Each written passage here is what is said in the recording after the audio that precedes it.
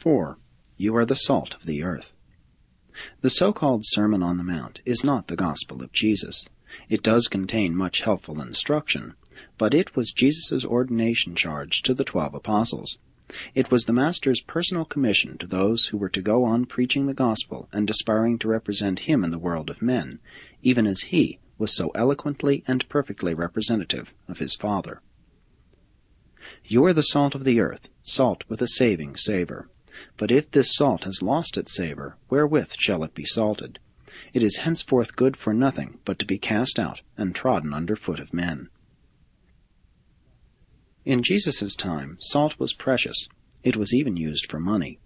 The modern word salary is derived from salt. Salt not only flavors food, but it is also a preservative. It makes other things more tasty, and thus it serves by being spent. You are the light of the world. A city set on a hill cannot be hid.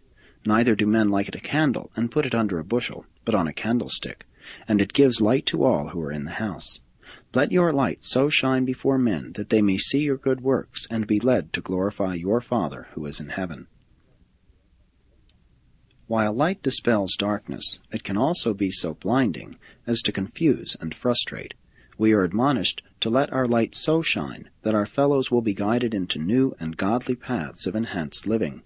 Our light should so shine as not to attract attention to self. Even one's vocation can be utilized as an effective reflector for the dissemination of this light of life. Strong characters are not derived from not doing wrong, but rather from actually doing right. Unselfishness is the badge of human greatness. The highest levels of self-realization are attained by worship and service. The happy and effective person is motivated not by fear of wrongdoing, but by love of right doing. By their fruits you shall know them. Personality is basically changeless. That which changes, grows, is the moral character. The major error of modern religions is negativism. The tree which bears no fruit is hewn down and cast into the fire. Moral worth cannot be derived from mere repression, obeying the injunction, "Thou shalt not." Fear and shame are unworthy motivations for religious living. Religion is valid only when it reveals the fatherhood of God and enhances the brotherhood of men. An effective philosophy of living is formed by a combination of cosmic insight and the total of one's emotional reactions to the social and economic environment. Remember, while inherited urges cannot be fundamentally modified, emotional responses to such urges can be changed. Therefore, the moral nature can be modified, character can be improved.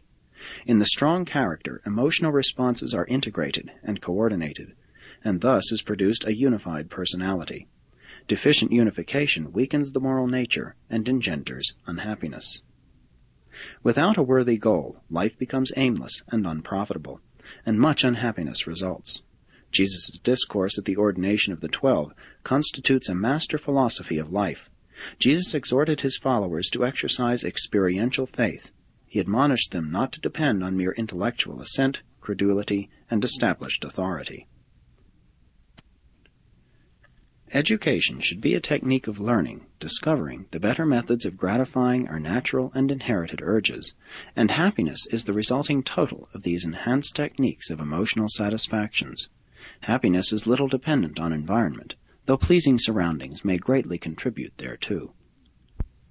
Every mortal really craves to be a complete person, to be perfect even as the Father in heaven is perfect, and such attainment is possible because in the last analysis, the universe is truly fatherly.